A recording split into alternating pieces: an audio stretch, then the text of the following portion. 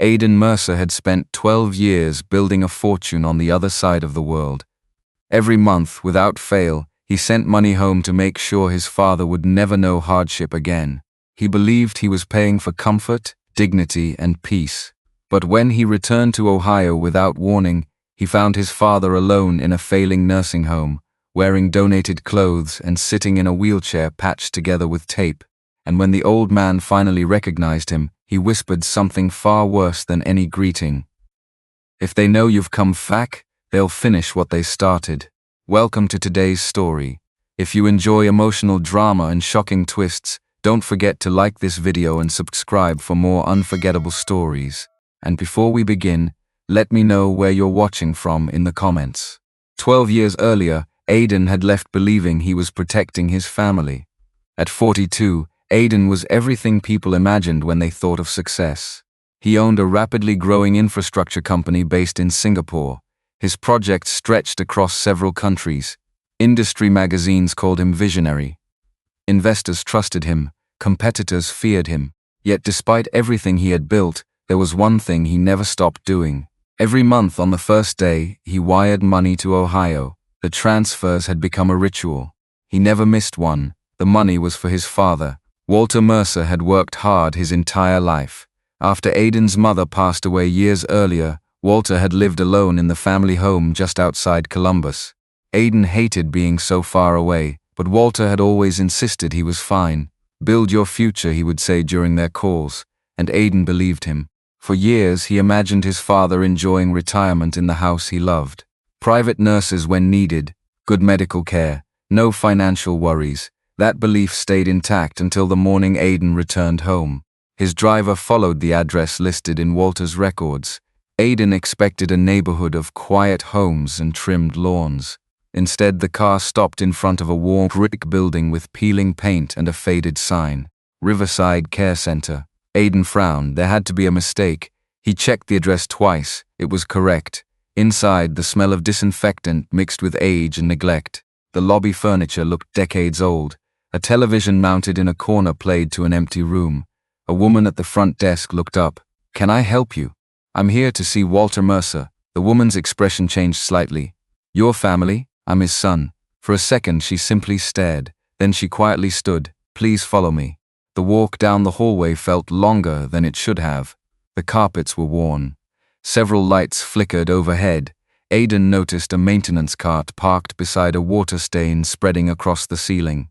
Nothing about this place suggested comfort. Nothing about it matched the millions of dollars he had sent over the years. The staff member stopped outside a small room. She hesitated before opening the door. Walter sat beside a window. At least, Aiden thought it was Walter. The man looked 20 years older than the father he remembered. His clothes were too large. His hands trembled slightly. The wheelchair beneath him had one armrest wrapped with gray duct tape. For several seconds, Aiden couldn't move. His father slowly turned his head. Confusion crossed his face, then recognition.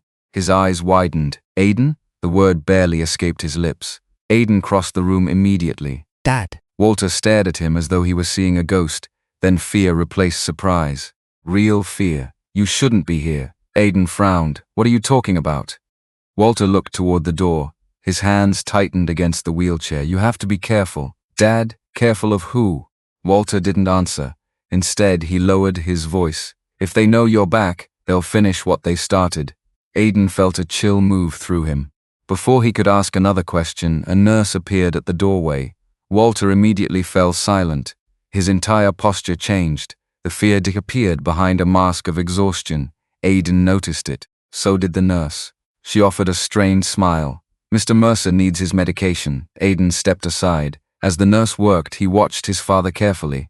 Walter refused to meet his eyes, almost as if someone might be watching.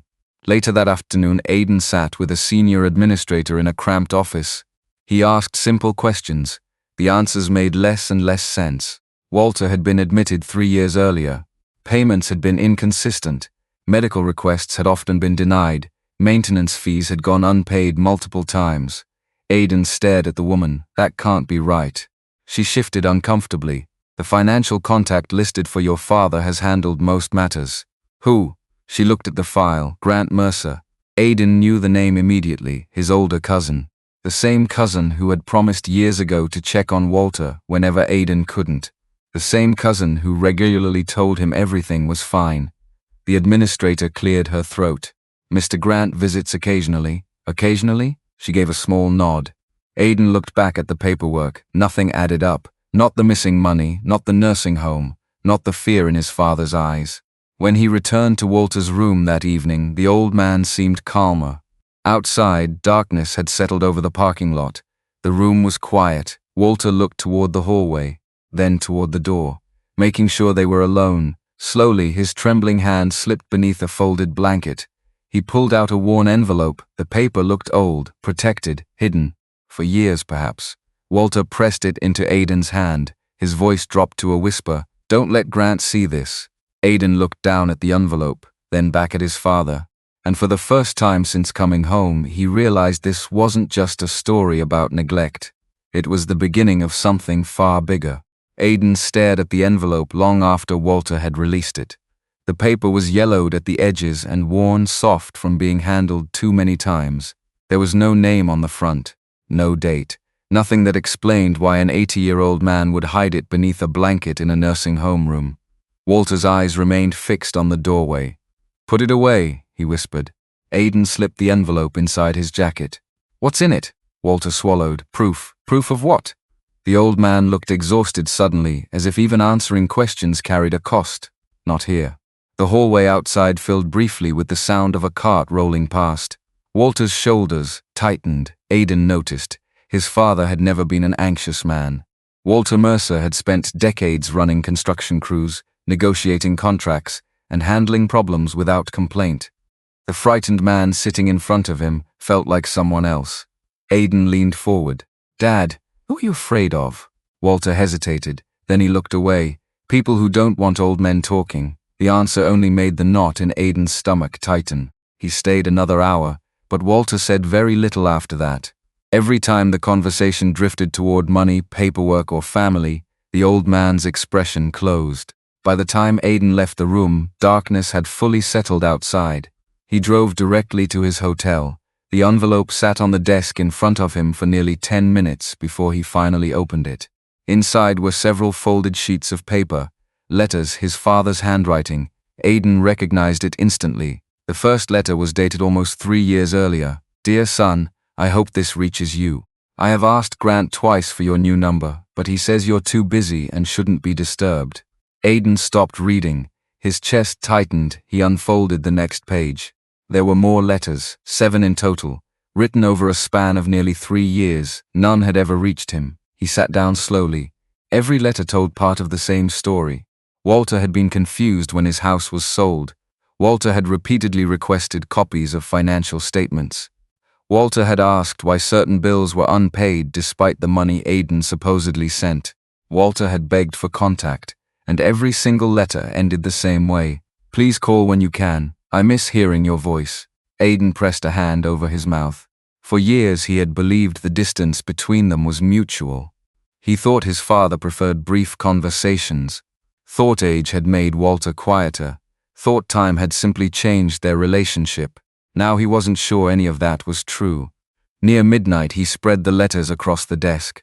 Something else caught his attention. Several references repeated throughout the pages. Bank records, missing statements, meetings with Grant, and one sentence that appeared twice. "I wish I could speak to Eleanor Brooks." Aiden frowned. He had never heard that name before. Not once. Not from Walter, not from Grant, not from anyone in the family. He read the letters again. The name appeared with no explanation, almost as if Walter assumed Aiden already knew who Eleanor was. By 2 in the morning, Aiden had made a decision. The next day would not be spent guessing. He would start with facts. The following morning he returned to Riverside Care Center. This time he asked to speak with administration. The woman he had met earlier introduced herself as Linda Foster. She managed finances and resident records. When Aiden explained who he was, her expression immediately softened. "I've been hoping someone from the family would ask questions." That got his attention. "What does that mean?" Linda glanced toward her office door before speaking. "Your father deserves better than this place." Aiden looked around. The faded walls answered for her. What happened? She opened a file. Officially, his financial resources became limited, impossible. She nodded. I know. The certainty in her voice surprised him. Linda turned several pages toward him. Mr. Mercer wasn't poor when he arrived. The records showed substantial assets. Aiden felt his pulse quicken. So where did they go? Linda shook her head. That's outside my authority, but someone knows, probably. The answer hung between them. She lowered her voice. Your cousin handled nearly everything, Grant again. Every road seemed to lead back to Grant Mercer. Aiden thanked her and left. Outside, he entered his financial office in Singapore. Within an hour, his accountants began compiling 12 years of transfer records. By afternoon, reports started arriving. The numbers were staggering. Millions, not thousands, millions. Every transfer had cleared successfully. Every payment had reached the designated accounts. There was no sign of failed transactions, no missing wires, no banking errors. The money had arrived. The question was simple. Where had it gone afterward? Aiden was reviewing spreadsheets in the nursing home's small visitor lounge when someone entered carrying a clipboard. She appeared to be in her late 30s, professional, composed. Dark hair pulled neatly back. The badge on her jacket read, Naomi Carter, Director of Resident Care. She paused when she saw him. Mr. Mercer? Aiden stood. Yes, I'm Naomi Carter. She offered a handshake. I heard Walter's son finally came home. Something about her tone felt genuine. Not curious, relieved. Is that unusual? Aiden asked. Naomi gave a small smile. You'd be surprised how many residents stop expecting visits. Aiden glanced away. The comment landed harder than she intended. She noticed. I'm sorry, it's fine. But it wasn't fine. Not really. Because he had been absent. Even if he thought he had good reasons, Naomi sat across from him. For a moment, neither spoke. Then she said something unexpected. Your father never stopped defending you. Aiden looked up. What do you mean? Whenever anyone suggested you'd forgotten him, he argued. She smiled faintly. He said you were busy building something important. The words hit harder than any accusation. Naomi continued. He always believed you'd come back. Aiden stared at the table. For the first time since arriving in Ohio, guilt slipped past all his defenses, not because he had abandoned Walter. He hadn't. But because he had trusted other people to do what only family should have done. When he finally looked up again, Naomi was watching him carefully. There were things that never made sense, she said. What things? She hesitated long enough to make him pay attention. Documents. What kind of documents? Power of attorney forms, financial authorizations, signature changes. Aiden sat forward. You're saying they weren't legitimate? I'm saying your father spent years telling people he never signed some of them. The room suddenly felt smaller. Did anyone investigate? Naomi gave a bitter laugh. Families fight over paperwork every day. Most facilities aren't equipped to determine who's telling the truth. Aiden's jaw tightened. What did you believe? Naomi met his eyes. I believed Walter. Silence followed, heavy silence. Then Naomi stood. I shouldn't say more without evidence. But you think something happened. I think someone benefited from your father's confusion. Before Aiden could respond, his phone buzzed. A message from one of his accountants. The preliminary review is complete. You need to see this immediately. Attached was a summary report. Aiden opened it. The account receiving his monthly transfers wasn't Walter's. It hadn't belonged to Walter for years. Ownership records showed the account had been transferred nearly 4 years earlier, to a new authorized controller. Aiden stared at the name, Grant Mercer, and beneath the report was one final note from his accountant. There appears to be another recurring name connected to multiple transfers and corporate records. We don't know who she is. Name, Eleanor Brooks. Aiden read the accountant's message 3 times. The name remained the same every time, Eleanor Brooks. He looked up from his phone and found Naomi watching him. You know that name? She asked. Aiden slowly shook his head. No, but that wasn't entirely true. He didn't know who Eleanor Brooks was. Yet somehow the name already felt familiar. Not because he had heard it before, but because it kept appearing wherever the truth seemed to be hiding. Walter had written it in multiple letters. The accountants had found it buried inside financial records. Now it sat in front of him like a door that had suddenly appeared in a wall he thought he understood. Naomi studied his expression. Something changed. Aiden showed her the message. She read it carefully. Her eyes narrowed. I've never seen that name in Walter's resident file, neither have I. Maybe that's the point. The possibility lingered between them. Aiden left Riverside shortly afterward and drove directly to the county records office. If Eleanor Brooks existed, there had to be a trace somewhere. A marriage license, property records, business filings, something. 3 hours later, he had very little. There were dozens of Eleanor Brookses across Ohio and neighboring states. Different ages, different addresses, different histories. None connected obviously to the Mercer family. It should have been frustrating. Instead, it made him more suspicious. People disappeared naturally. Records did not completely, not when money and business were involved. That evening he returned to Walter's room. The old man looked tired but more alert than the previous day. For several minutes they talked about ordinary things, the weather, the food, the condition of Walter's shoulder. Only when the nurse left did Aiden finally ask, "Who is Eleanor Brooks?" Walter froze. The reaction was immediate. His eyes shifted toward the door. His hand tightened around the blanket. For a moment Aiden thought he might refuse to answer entirely. Then Walter sighed, a long, defeated sigh. "I wondered how long it would take. You knew I'd find the name." Walter nodded. "It always comes back." Aiden pulled his chair closer. "Dad, who is she?" The old man stared out the window. The nursing home's parking lot glowed beneath yellow lights. A few residents sat outside beneath blankets. Nobody seemed to be listening. Even so, Walter lowered his voice. "Years ago, she worked for the company." "What company?" "The family logistics business." That surprised Aiden. The Mercer Logistics operation had been sold long before Aiden left for Singapore. Most of the older relatives barely mentioned it anymore. Walter continued. "She was there for years, doing what? Accounting, records, compliance." Aiden frowned. That sounded ordinary, not the kind of thing that generated decades of secrecy. "So why does nobody talk about her?" Walter closed his eyes. "Because people wanted her forgotten." The answer created more questions than it solved. Aiden leaned forward. "Why?" Walter opened his mouth, then stopped. A look of genuine pain crossed his face. "Not tonight, Dad, not tonight." His voice carried unexpected firmness. The conversation was over. Aiden recognized it immediately. Walter wasn't protecting himself. He was protecting something else, or someone else. The next morning, Aiden decided to approach the problem differently. If family members refused to talk, perhaps old employees would. By noon, he had tracked down 3 former executives connected to Mercer Logistics.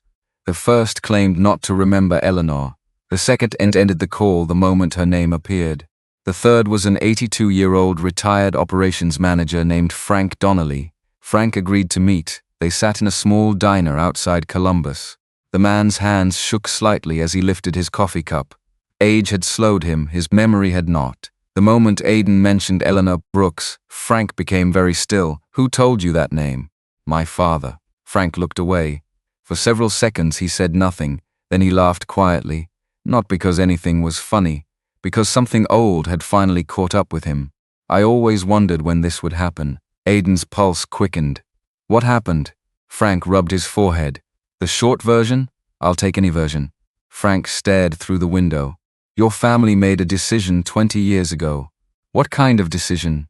"The kind families make when protecting their reputation becomes more important than protecting people." The words landed hard. Aiden waited. Frank took another drink. Eleanor didn't disappear. Then where did she go? She was pushed out. By who? Frank gave him a look, one that answered the question before he spoke. "Most of them." Aiden felt his jaw tighten. "Why?" Frank hesitated, then shook his head. "No." "What do you mean, no? It isn't my story to tell. You just started telling it. And I've already said too much." The old man stood. Aiden rose with him. Frank paused. For a brief moment he looked genuinely troubled. Then he reached into his coat pocket. He pulled out a folded business card. The card was old, the edges worn. A name had been written on the back in faded blue ink. Eleanor Brooks. Beneath it was a city in Pennsylvania. Nothing else, no phone number, no address, just the city. Frank handed it over. "That's all I'm giving you. You know where she is." "I know where she was." Aiden stared at him. "What aren't you telling me?" Frank looked suddenly exhausted. "Because if Eleanor starts talking, a lot of people are going to discover they've been living inside a lie." Then he walked away. That night, Aiden sat alone in his hotel room staring at the business card. Pennsylvania, 4 hours away, close enough to drive, far enough to think. His phone rang. The caller ID displayed Grant Mercer. For several seconds, Aiden simply watched it ring. Then he answered. Aiden. Grant's voice sounded warm, concerned, almost affectionate. "Welcome home, cousin."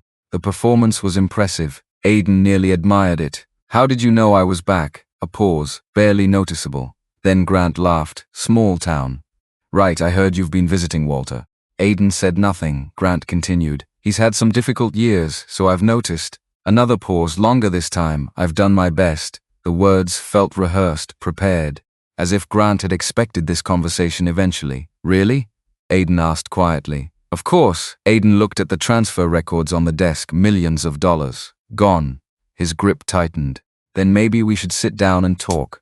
Grant didn't answer immediately. When he finally spoke, something had changed. The warmth remained, but beneath it sat something colder, more careful. "I'd like that, tomorrow." "Fine." The call ended. Aiden remained motionless for several seconds, then his phone vibrated again. This time it was a text message, unknown number. No greeting, no explanation, just a single sentence. "Stop looking for Eleanor Brooks." Underneath the message was an attached image. Aiden opened it. The photograph was old, at least 20 years old. 3 adults stood outside the Mercer Logistics headquarters. One was a younger Walter, one was a younger Grant, and standing between them was a woman, Eleanor Brooks. Aiden's heart stopped, because tucked beneath Eleanor's arm was a thick folder, and across the front of the folder, clearly visible even in the aging photograph, were 2 words that changed everything. Mercer Estate. Aiden stared at the photograph until nearly dawn. The image sat on the desk beside the old business card from Frank Donnelly. Walter, Grant, Eleanor. 3 adults standing shoulder to shoulder in front of Mercer Logistics headquarters. Not strangers, not distant acquaintances, people who clearly knew one another well. Yet somehow Eleanor Brooks had been erased so completely that Aiden had reached 42 years old without ever hearing her name. That wasn't an accident. People vanished from conversations. They did not vanish from entire family histories. By sunrise, he had made another decision. He wasn't waiting. Pennsylvania was 4 hours away. He booked a rental car. Before leaving, however, he stopped at Riverside. Walter was awake, staring through the window when Aiden entered. The old man looked tired, older than the day before. But there was something else in his face. Resignation. As if he knew events were moving towards something he could no longer stop. Aiden placed the photograph on the blanket. Walter's reaction was immediate. The color drained from his face. For several seconds he simply stared. Then he reached for the picture with trembling fingers. "Where did you get this?" "Someone sent it last night." Walter closed his eyes. "Of course they did. You knew this photo existed." Walter nodded slowly. "There were many photos. Who sent it?" "I don't know." "Who would have access to it?" Walter didn't answer. Instead, he focused on Eleanor's face. A long silence followed. Finally, Aiden spoke. "Dad, enough." Walter looked up. Aiden rarely used that tone. The old man noticed. "You've spent years protecting somebody." "I was trying to survive." "No, you were protecting somebody." Walter's eyes filled with something that looked dangerously close to shame. Aiden leaned forward. "Who is Eleanor Brooks?" The silence stretched. Then Walter said quietly, "Someone who paid a very high price for trusting our family." The answer hit harder than Aiden expected, not because it explained anything, because it sounded like regret, deep regret. Before Aiden could ask more, a knock interrupted them. Naomi stepped into the room. She stopped when she sensed the tension. "Bad time?" "No," Aiden said. "Actually, yes." But he needed another perspective. Naomi approached slowly. Walter folded the photograph face down before she could see it. That alone told Aiden something. Walter trusted Naomi more than most people, yet even now he was hiding pieces of the story. Naomi noticed the movement. She said nothing. Instead, she handed Aiden a thin folder. "I thought you'd want this. What is it?" "Copies of some authorization forms." Aiden opened the folder. Several pages contained Walter's signatures, or what appeared to be Walter's signatures. Immediately something felt wrong. The handwriting shifted dramatically between documents. Some signatures looked shaky, others looked strong and precise, almost like they belonged to different people. Naomi sat down. These were filed over several years. "You think they're forged?" "I think some are." Walter looked away. Naomi continued. "Your father challenged several of them." Aiden turned another page. One document granted expanded financial authority to Grant Mercer. another approved property liquidation, a third authorized asset transfers. The dates made his stomach tighten. One form was signed during a period when Walter had been hospitalized after a serious infection. Aiden checked again. Then again, these dates can't be right. Naomi nodded. I noticed the same thing. Walter finally spoke. I told them. His voice was barely above a whisper. I told everyone. Aiden looked up. Told them what? That I never signed those papers. The room became very quiet. Naomi lowered her eyes. Walter's hands trembled, not from age, from memory. Nobody listened, he said. The words carried years inside them. Years of being dismissed. Years of being treated like a confused old man. Years of watching his own life slowly leave his control. Aiden felt anger rising again. Hotter than before. Not because money had disappeared. Because his father had been stripped of dignity, piece by piece, document by document, and no one had cared enough to question it. An hour later, Aiden left Riverside and started driving east. Pennsylvania stretched ahead beneath gray skies. The miles passed quickly, his thoughts did not. By early afternoon, he arrived in the city listed on Frank's card. It wasn't large, the kind of place where people still knew their neighbors. Finding Eleanor proved harder than expected. The address associated with her last known records was empty. The property had been sold years earlier. A local librarian helped him access public directories. An elderly clerk at a records office remembered the name. Eventually a trail emerged, small, incomplete, but enough. Near sunset, Aiden found himself standing outside a modest brick townhouse on a quiet street. The name beside the mailbox read E. Brooks. His pulse quickened. After all the dead ends, after all the secrets. He was finally here. He knocked, no answer. He waited. Knocked again. Still nothing. Just as he turned to leave, the neighboring door opened. An older man stepped outside carrying groceries. He studied Aiden carefully. You looking for Eleanor? Yes. The man's expression changed. Something between concern and suspicion. Family? Aiden hesitated. I don't know. The answer seemed honest enough. The neighbor nodded slowly. She's not here. When will she be back? Another pause. Then the man sighed. Maybe never. Aiden felt his stomach drop. What does that mean? The neighbor shifted the grocery bag. Someone came to see her a few months ago. Aiden's attention sharpened instantly. Who? Didn't catch the name. What happened? The man looked around before lowering his voice. Whatever they talked about upset her. How upset? Upset enough to leave.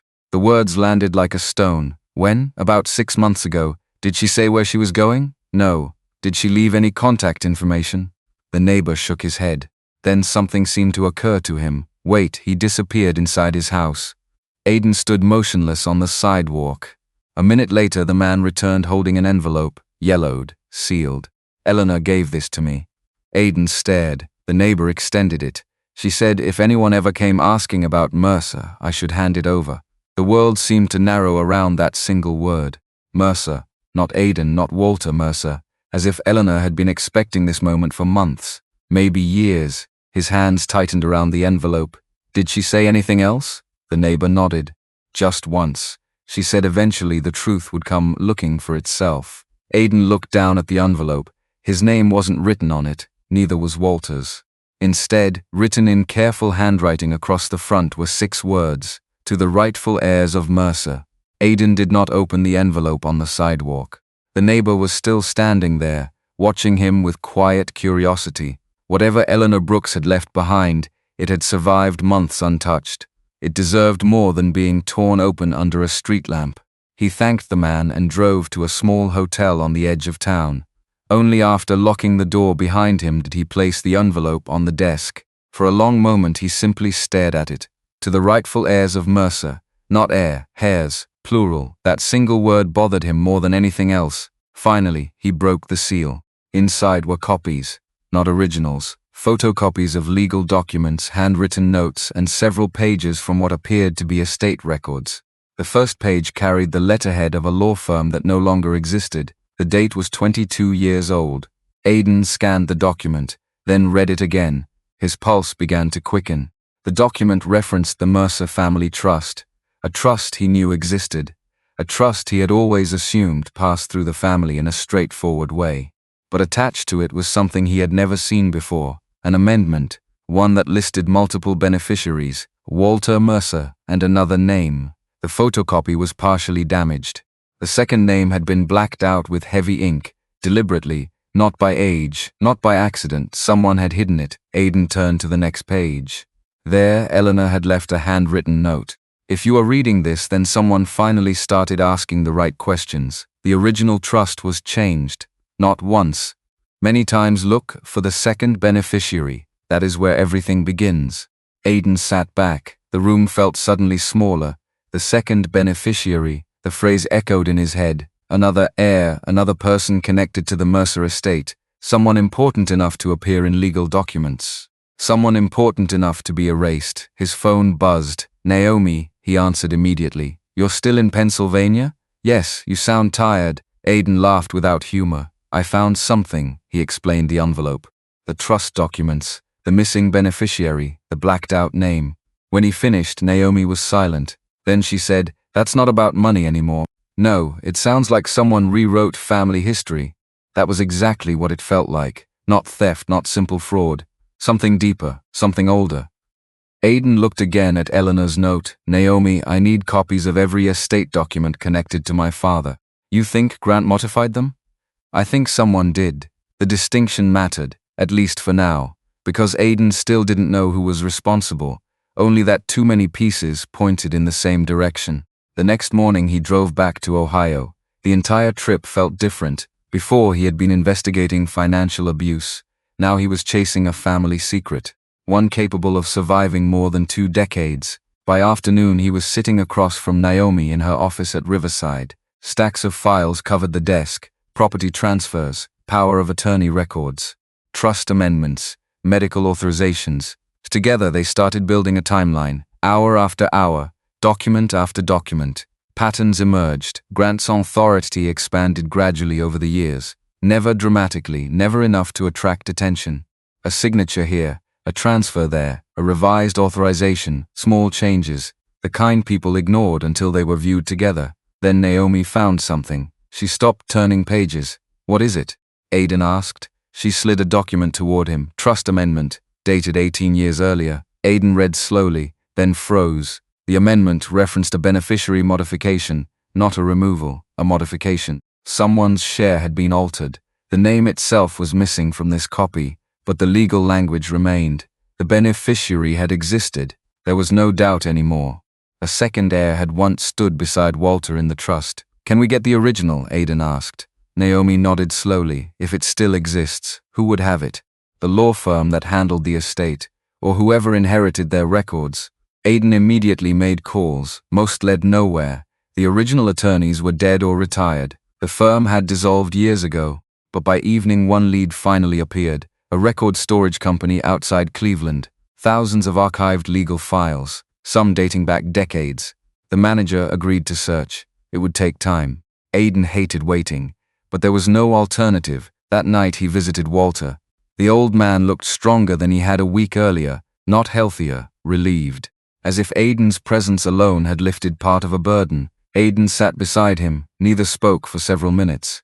Then Walter asked quietly, Did you find her, Eleanor? Not yet. Walter nodded, almost as if he had expected that answer. Dad.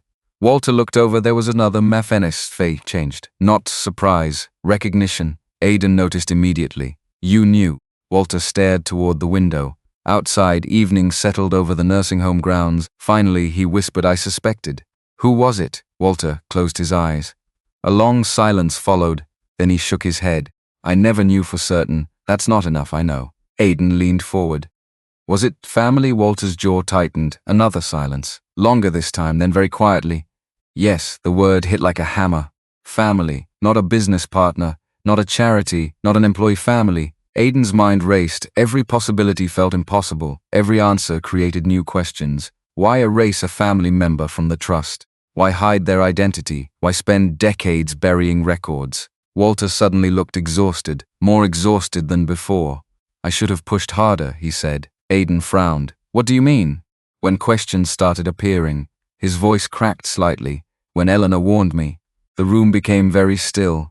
Aiden stared at him. Eleanor warned you? Walter looked down at his hands, realizing too late what he had revealed. Dad. Walter said nothing. Dad warned you about what? The old man's eyes filled with regret. Not fear this time, regret. Before he could answer, Aiden's phone vibrated. A message from the records company. He opened it immediately. Attached was a scanned image, recovered from archived estate files. Original trust beneficiary schedule. His heartbeat accelerated. The document was intact. No black ink, no redactions, no missing names. For the first time in decades, the second beneficiary was visible. Aiden stared at the screen, then looked up at Walter. The old man had already seen the expression on his face, and somehow, before a single word was spoken, Walter knew exactly what Aiden had found. The second beneficiary listed beside Walter Mercer was Eleanor Brooks. Walter's eyes never left Aiden's face. For several seconds, neither man spoke. The nursing home room seemed frozen around them. The television in the corner hummed softly. A cart rattled somewhere down the hallway. But inside that room, everything narrowed to a single name, Eleanor Brooks. Aiden lowered the phone slowly. She was the second beneficiary. Walter closed his eyes. Not surprised, not shocked, just tired. The kind of exhaustion that came from carrying the same weight for too many years. "I thought so," Walter said quietly. "You knew, I suspected." Aiden pulled a chair closer. "Then tell me." Walter stared out the window. The evening sky had darkened. For a long moment, Aiden thought he might refuse. Instead, Walter finally spoke. "Your Uncle James trusted Eleanor." Aiden frowned. "James Mercer, his father's younger brother, dead for more than 20 years. The family rarely mentioned him anymore." "What kind of trust?" Aiden asked. Walter hesitated. "More than business." The answer landed heavily, not because it was shocking, because it explained the silence. Families often buried scandals. They buried affairs, conflicts, broken promises, things easier forgotten than explained. But that still didn't explain why Eleanor appeared in legal documents beside Walter, or why someone had spent decades removing her name. "What happened?" Aiden asked. Walter shook his head. "I never got the full story. You were his brother." "I know." The frustration in Walter's voice surprised him. He stopped talking about it near the end. Then he died. After that, people acted like Eleanor never existed. Aiden sat back. That wasn't an answer. It was another door, another missing piece, and someone had clearly worked hard to keep that piece hidden. The next morning, Aiden met Naomi before sunrise.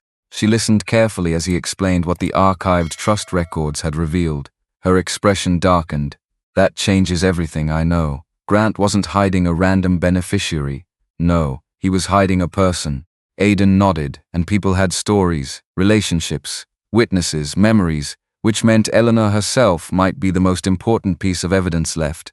Naomi folded her arms. "Have you located her yet?" "Not exactly, but I have an address." Naomi looked relieved, then concerned. Grant probably knows that too. The possibility had already occurred to Aiden. If Grant spent years suppressing records, there was no chance he had ignored Eleanor. Which raised another question. Had Eleanor been hiding, or had someone encouraged her to disappear? By noon, Aiden was back on the road. The address led to a small town near the Pennsylvania border. A quiet place, old houses, a few diners, a pharmacy. Nothing about it suggested family secrets worth millions, which was exactly why someone might choose it. 3 hours later, he parked outside a modest white house. Small front porch, well-kept lawn. Wind chimes moving gently in the breeze. The place looked peaceful, normal. Aiden walked to the front door and knocked. No answer. He waited, knocked again, still nothing. A neighbor watering flowers glanced toward him. "You looking for Eleanor?" Aiden turned. The woman appeared to be in her 70s, friendly but cautious. "Yes." The neighbor lowered the hose. "You just missed her." His stomach tightened. "When? This morning? What do you mean?" "She left." Aiden stepped closer. "Left where?" The woman frowned. "Didn't say." His pulse accelerated. "Did she move?" "I don't think so." "Then why leave?" The woman hesitated, as though reconsidering whether she should continue. Finally she spoke. "A man came by last week." Aiden's stomach dropped. "What man?" "Tall, expensive suit, fancy car." Grant, maybe not. But Aiden already knew. The description fit. "What happened?" The woman looked uncomfortable. "I don't know." "They talked." "About what?" "I couldn't hear." Aiden felt frustration building. The answers were always just out of reach. But after that, the woman continued. "Eleanor seemed frightened." That got his attention. "Frightened?" She nodded. She started checking her windows. Looking over her shoulder, Aiden said nothing. The pattern felt familiar, too familiar. Walter had done the same thing, the same fear, the same caution, the same belief that speaking openly carried consequences. "What happened this morning?" Aiden asked. "A car picked her up." His heartbeat quickened. "Who? I don't know. Man or woman?" "A woman." That surprised him. The neighbor shrugged. "Eleanor loaded 2 suitcases. Only 2? That's all. Which meant she hadn't planned a permanent move. She expected to come back, or hoped she would." The neighbor suddenly remembered something. "Wait," she disappeared briefly into her house. Moments later she returned carrying a small envelope. "She gave me this." Aiden stared. "Why?" She said if someone named Aiden Mercer ever came looking for her, I should hand it over. The world seemed to stop. Eleanor had expected him, not eventually, specifically, by name. The neighbor offered the envelope. Aiden accepted it carefully. The paper felt old. His own name was written across the front. In Eleanor's handwriting, he thanked the woman and returned to his car. This time he didn't wait. The envelope opened immediately. Inside was a single folded letter. Nothing else, no documents, no records, no evidence, just a letter. Aiden unfolded it. The handwriting trembled slightly, but every word remained clear. "Aiden, if you are reading this, then events are moving faster than I hoped. There are things your family never told you. There are things even Walter does not know. I wanted to tell him years ago. I should have. That failure belongs to me. If I disappear before we meet, do not waste time searching for explanations in Mercer records." The answer was never hidden there. The answer was hidden in James. Everything begins with James, and everything ends with a photograph. Aiden read the final line twice. A photograph. Not a trust, not money, not an inheritance. A photograph. Below it was one final sentence. "Find the blue ledger before Grant does." Aiden stared at the page. His phone rang.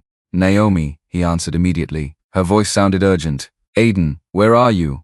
"In Pennsylvania. You need to come back." His pulse rose. "What happened?" There was a pause. Then Naomi spoke carefully. "Someone entered Walter's room while he was in physical therapy." Aiden gripped the steering wheel. "What? They searched everything." Cold fear rushed through him. "Was my father hurt?" "No." "Then what did they take?" Another pause. Longer this time. When Naomi finally answered, her voice was barely above a whisper. The old photograph Walter kept hidden for 20 years.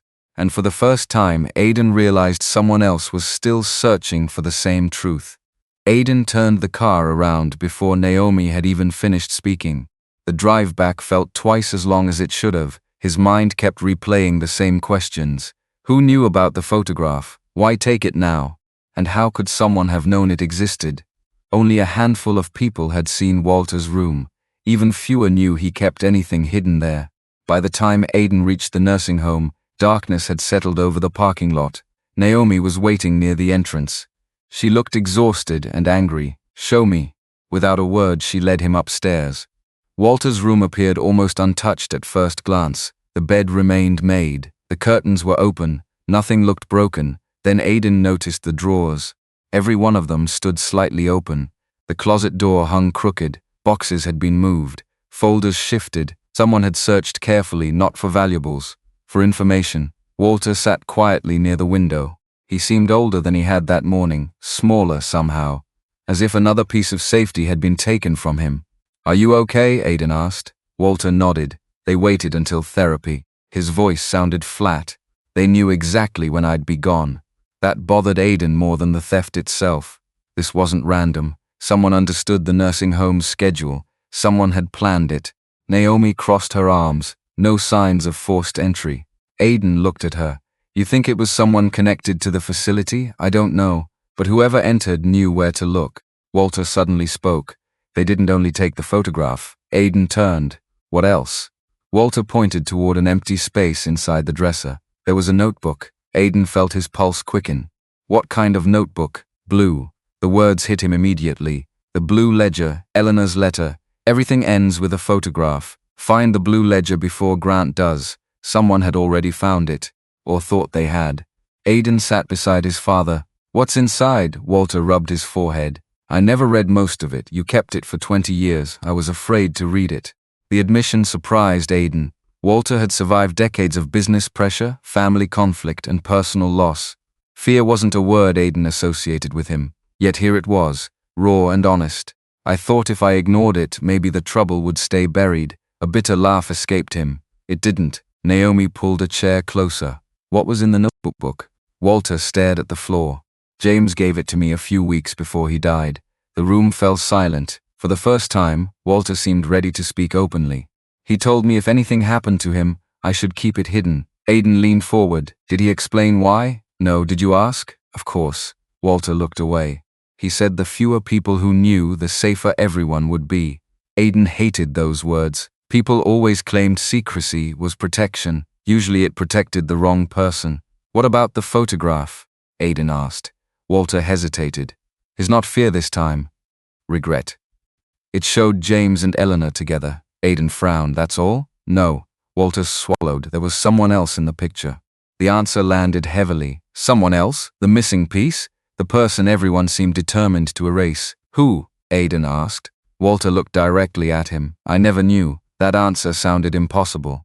But Aiden believed him. Walter wasn't hiding information anymore. He genuinely didn't know. The photograph had shown 3 adults, James, Eleanor, and another person whose identity had remained a mystery for decades. Aiden stood.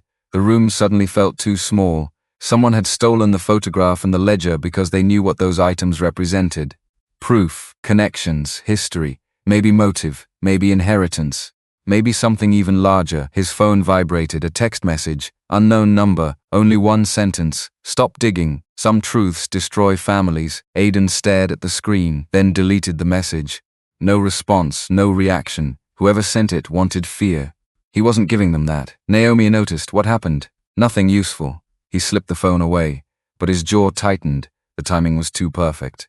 Someone was watching. The next morning, Aiden made a decision. He hired a forensic accounting firm from Cleveland, not family friends, not local connections, independent professionals. If Grant had manipulated finances, paper trails still existed somewhere. Money always left footprints. The process took days, days filled with waiting, days filled with uncertainty, days during which Grant seemed strangely calm. Too calm. When Aiden called requesting a meeting, Grant agreed immediately. That alone felt suspicious. Most guilty people avoided confrontation. Grant practically welcomed it. They met at a private restaurant outside Columbus. Grant arrived exactly on time, perfect suit, perfect smile, perfect confidence, the same image he had spent years building, respected businessman, community donor, reliable family man. Looking at him, no stranger would ever suspect anything. Grant shook Aiden's hand. Good to see you. Aiden didn't smile. Let's skip the performance. Grant sat, unbothered. I was wondering how long it would take before you decided I was the villain. Aiden stared at him. My father spent years in a failing nursing home. Grant nodded. Yes, I sent millions, another nod.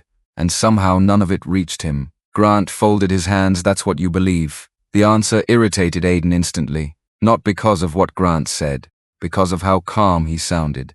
As if this conversation had already happened in his head 100 times.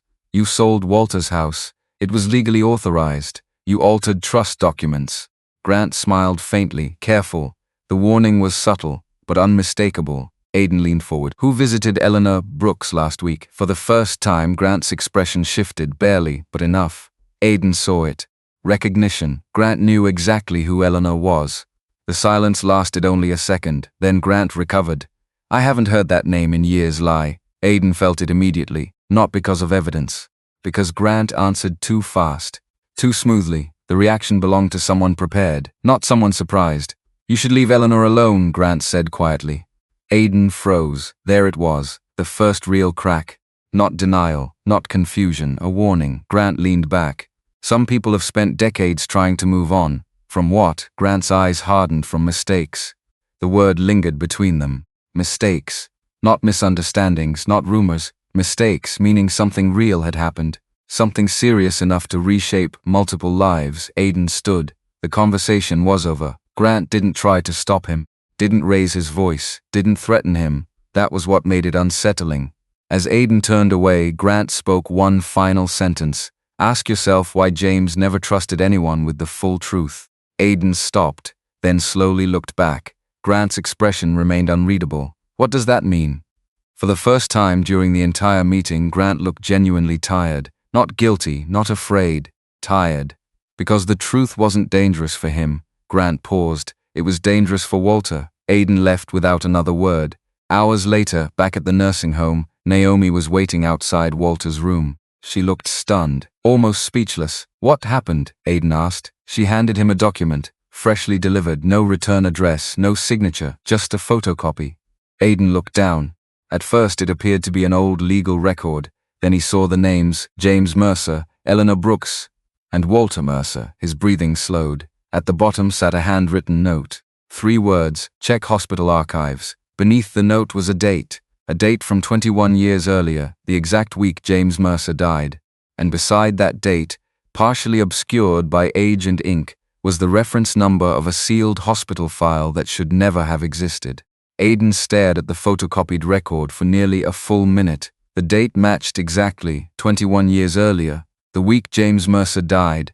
Beside the faded hospital reference number sat 3 names. James Mercer, Eleanor Brooks, Walter Mercer, nothing else, no explanation, no diagnosis, no description, just enough information to raise questions, and far too little to answer them. Naomi leaned over his shoulder. "Can you access hospital archives that old?" Maybe isn't very reassuring. Aiden folded the paper carefully. Whoever sent this wanted us to find something. Walter sat silently near the window. His hands rested on the arms of the wheelchair, older, warier, but watching, listening. After a long pause, he finally spoke. "I remember that week." Aiden turned. Walter rarely volunteered information anymore. When he did, it mattered. "What do you remember?"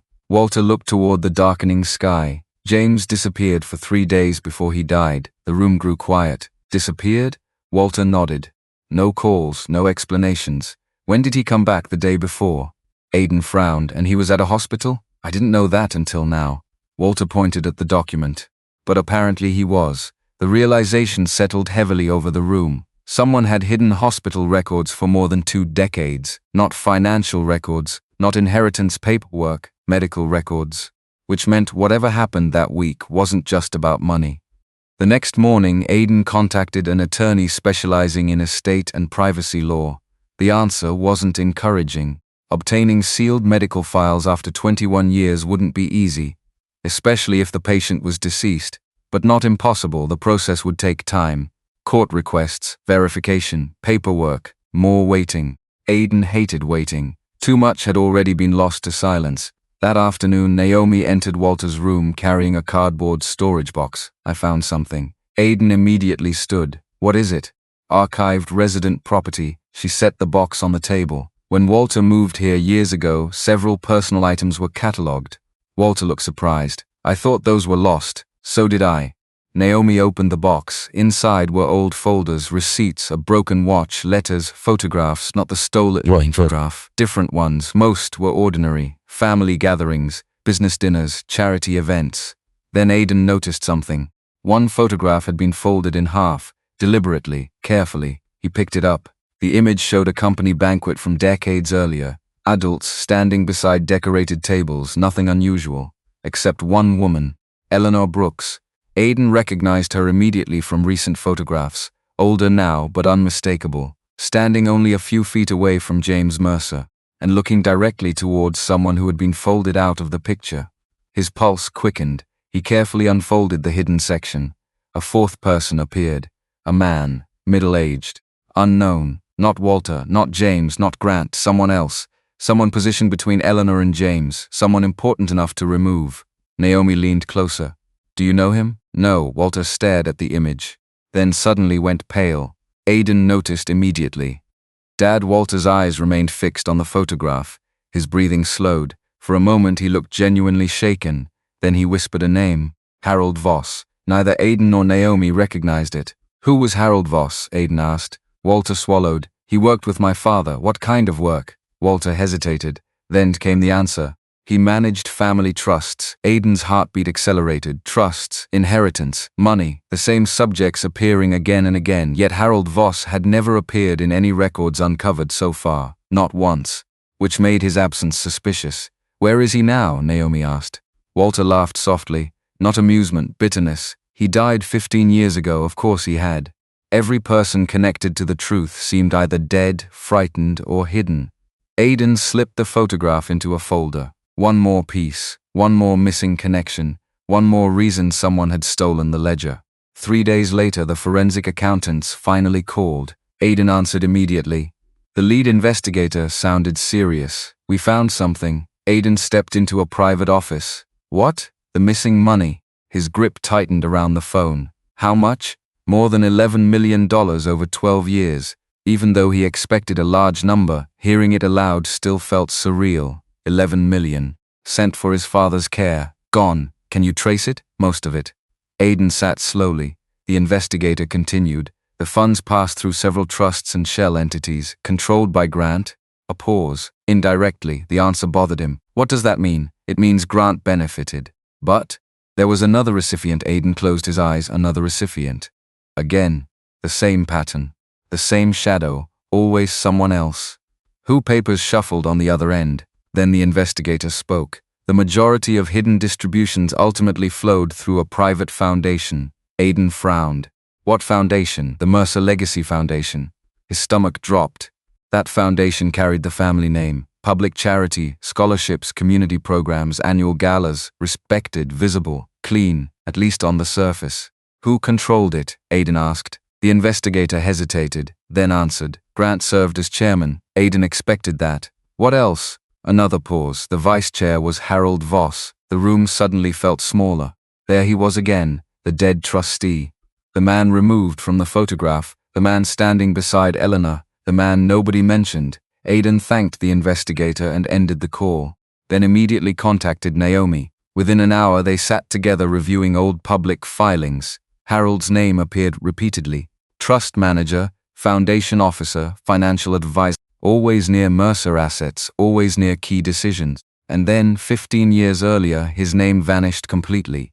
No successor records, no retirement announcement, nothing, as though someone had erased the ending. Naomi looked up from the documents. "That's not normal." "No, people don't disappear from records like that." Aiden nodded. "Unless someone wanted them forgotten." The realization triggered another thought, a dangerous one. If Harold Voss managed family trusts, if he appeared with James and Eleanor, if he helped control money later linked to Grant, then maybe Harold wasn't a side character. Maybe he stood at the center. The next evening, Aiden visited Walter alone. The nursing home felt unusually quiet.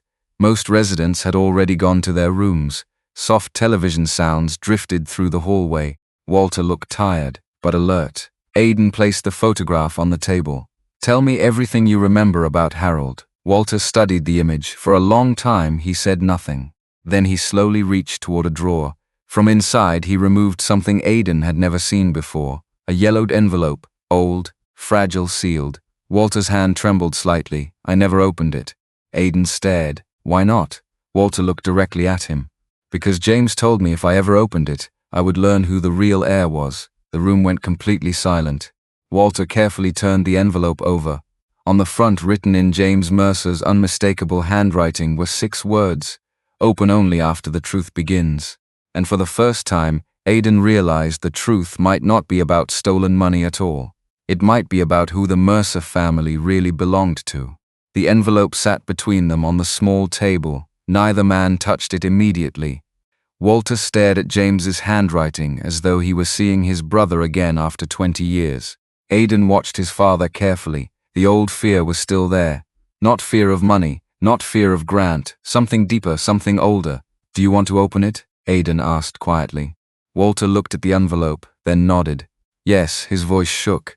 "Because whatever is inside has already cost too many people too much." Aiden carefully broke the seal. The paper inside had yellowed with age. There were 3 documents, 1 handwritten letter, 1 notarized statement, and 1 photograph. For a moment, nobody spoke. The photograph immediately caught Aiden's attention. It showed James, Eleanor, and Harold Voss, the same 3 people from the banquet photograph. But this picture had been taken privately. No crowd, no event, no company banners. Just 3 adults standing beside a lake, and all 3 were smiling. On the back, written in black ink, were 7 words. "The day we agreed to protect her." Aiden's pulse quickened. Protect her. Not him, her. A woman. Someone important enough to protect. Someone whose identity still remained hidden. Naomi arrived 20 minutes later after Aiden called her. By then, Walter had finally unfolded James's handwritten letter. The room fell silent as he began reading aloud. "My brother, if you are reading this, then circumstances have forced the truth into the open. I wish I had found the courage to tell you myself. Everything that has happened began long before Eleanor, long before Harold, long before Grant. Walter paused. His hands trembled slightly. Then he continued. The greatest mistake our family ever made was believing inheritance belonged only to bloodlines we approved of. Aiden exchanged a glance with Naomi. The wording felt deliberate. James continued. There is another rightful heir connected to our family history. Someone who never knew the full truth. Someone whose existence threatened plans already being made. Walter lowered the page. The room remained completely still. Aiden could hear his own heartbeat. Another heir, not Eleanor. Someone else, someone hidden. James's letter continued. Harold helped me protect the evidence. Eleanor helped me keep it alive. I trusted both of them more than I trusted our own family. Walter stopped again. Pain crossed his face. His own family. James had written those words, not an outsider. Not an enemy. His own brother. What evidence? Naomi whispered.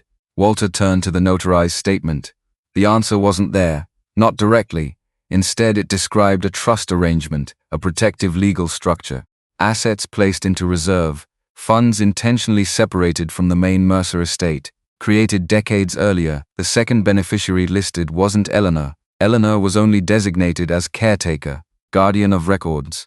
Witness, not heir. Aiden read every line twice, then 3 times. The actual beneficiary's name had been removed, blacked out, intentionally obscured. Someone had physically altered the document years ago. Walter slowly sat back. Grant. Aiden nodded. It made sense. Grant had gained control over the records. If he discovered the name, he could have removed it. Not perfectly, but enough. Enough to hide the truth. The final page contained only a few lines, a location, a safe deposit box number, and the name of a bank in Cincinnati. Aiden immediately stood. We need to go. The next morning they drove south. Naomi came with them. Walter insisted on coming despite concerns from the nursing staff. For the first time since Aiden returned home, Walter refused to let others make decisions for him. I've spent too many years sitting quietly. Nobody argued. The bank building looked ordinary. Brick exterior, small parking lot, nothing dramatic, yet Aiden felt tension building with every step. The manager reviewed identification, verified documents, made phone calls, then disappeared into a back room. 20 minutes later she returned carrying a metal lockbox. The box had remained untouched for 21 years. Nobody had accessed it. Nobody, not Grant, not anyone. Aiden felt a strange relief. At least one secret had survived. The manager left them alone in a private room. Walter opened the box. Inside were files, photographs, letters, trust records, and one sealed folder. Across the front were 4 handwritten words. Open only with Eleanor. Aiden closed his eyes. Of course, the one person they still couldn't find. Naomi carefully searched the remaining contents, then suddenly stopped. Aiden. He looked up. Her expression had changed. She held up a photograph, a different one. This one showed Eleanor standing beside a woman. The image appeared old but clear. The woman looked to be in her 30s, dark hair, confident expression, elegant clothing, someone unfamiliar. At first, then Aiden noticed something. The eyes, the shape of the jaw, the resemblance. Not strong, not obvious, but present. Walter leaned forward. The color drained from his face. No. Aiden looked at him. What? Walter pointed toward the photograph, his hand shaking. That's her.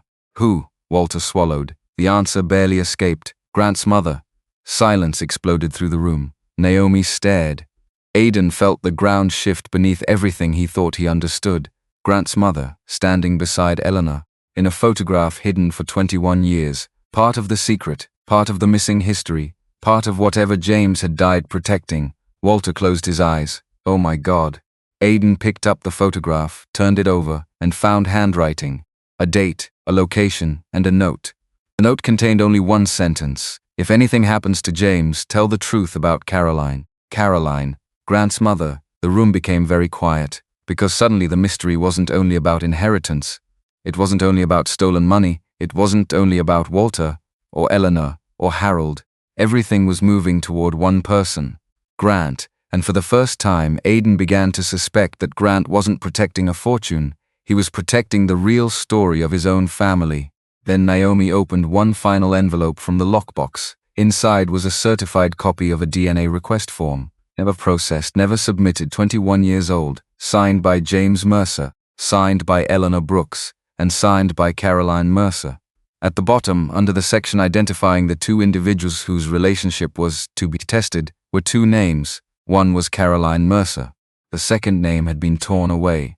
3 months later, the hearing concluded. The court did not erase decades of damage. It could not return lost years or repair every wound inside the Mercer family, but it did establish something that had been missing for far too long: the truth. Financial investigators confirmed that Grant had systematically redirected funds intended for Walter's care. Estate documents had been altered, communications had been intercepted, several trust modifications were ruled invalid pending further review. The consequences arrived slowly but steadily. Grant lost control of the estate. Several business partners publicly distanced themselves from him. Civil proceedings continued. Some family members defended him.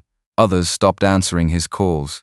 The punishment was not dramatic, it was realistic. For the first time in years, Grant could no longer control the story. The DNA request and the records preserved by James, Eleanor, and Harold revealed the secret Grant had spent decades protecting. Caroline Mercer had known that portions of the Mercer estate had been promised through agreements that predated Grant's influence. Eleanor had not been an outsider trying to take something from the family.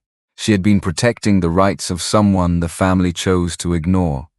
The missing beneficiary had died years earlier, but the records proved the agreements were legitimate. Eleanor's testimony, combined with the preserved documents, restored the historical truth. That mattered more than the money. For Eleanor, recognition arrived quietly. No headlines, no celebrations. Just official acknowledgement that she had spent years telling the truth.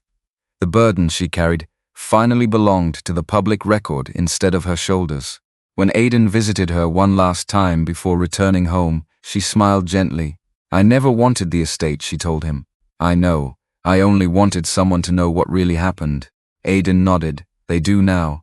For a moment, Eleanor looked toward the window. Years of tension seemed to leave her face. Sometimes justice arrived late, but it arrived. The biggest change happened somewhere much smaller than a courtroom. It happened inside Walter. The nursing home discharged him 6 weeks later. His health had improved. Physical therapy helped. Better nutrition helped. But the greatest difference came from something harder to measure. He no longer woke up believing he had been abandoned. The morning he left the facility, several staff members gathered near the entrance. Naomi stood beside him. Walter looked around slowly. For years he had entered and exited buildings feeling invisible. That morning people stopped to hug him, to shake his hand, to wish him well. His dignity had returned long before his strength fully did. Aiden loaded the final suitcase into the car. Walter studied him carefully. "You don't have to do this." Aiden smiled. "Yes, I do. You could hire anyone, I know." Walter looked away. The guilt still lived inside both of them. Neither pretended otherwise. Healing had begun. It wasn't finished, but it had begun. Aiden brought his father home. Not to a luxury facility, not to a private medical residence, not to a mansion wing hidden behind professional givers. Home. The decision surprised some of his colleagues. Several questioned whether a man with his resources should take on daily responsibility himself. Aiden ignored them. For years he had mistaken financial support for presence. He would not make that mistake again. The house changed quickly. A wheelchair ramp appeared. Doorways were modified. Medical equipment arrived, but the most important changes had nothing to do with construction. Morning coffee became a routine. Shared dinners became normal. Conversations returned. Some days they discussed the investigation, other days they talked about baseball or old neighbors or nothing important at all. Those ordinary moments became priceless. Walter slowly stopped speaking like a guest. He began speaking like a father again. Naomi remained part of their lives too. At first she visited to check on Walter's recovery. Then she stayed for dinner occasionally. Then more often, no dramatic declarations followed, no grand speeches. Life simply made room for her. Walter noticed it before either of them admitted it. One evening Aiden was preparing dinner while Naomi reviewed therapy schedules at the kitchen table. Walter watched them from across the room. The ease between them felt natural, comfortable, earned, not rushed, not forced. When Naomi left that night, Walter waited until the front door closed. Then he looked at Aiden. Aiden smiled, "Yeah." Walter nodded, "Good." Nothing more needed to be said. Months passed, the estate corrections continued, lawyers remained busy, paperwork remained endless, but the center of the story had shifted. Money no longer drove every decision. Truth did, family did, choice did. One autumn evening, the air carried the first hint of cold weather. Walter sat on the front porch wrapped in a light blanket. The sun was setting beyond the trees. Aiden joined him with 2 cups of coffee. For a while, neither man spoke. They simply watched the evening settle across the property. The silence felt different now, not empty, not fearful, peaceful. Finally, Walter took a slow breath. His eyes remained fixed on the horizon. 12 years, so much loss, so many misunderstandings, so many opportunities that could never return. Yet somehow they were still sitting together, still family, still here. Walter turned toward his son. Emotion filled his eyes, but this time it wasn't sadness. It was relief. For the first time in 12 years, he said quietly, "I feel like I'm home." Aiden looked at him and nodded. There was nothing left to prove. No fortune could equal that moment. No inheritance could replace it. The real inheritance had never been money. It was truth, dignity, belonging, and the chance to come home before it was too late. If this story touched your heart, tell us, what is one thing you would never want left unsaid to someone you love?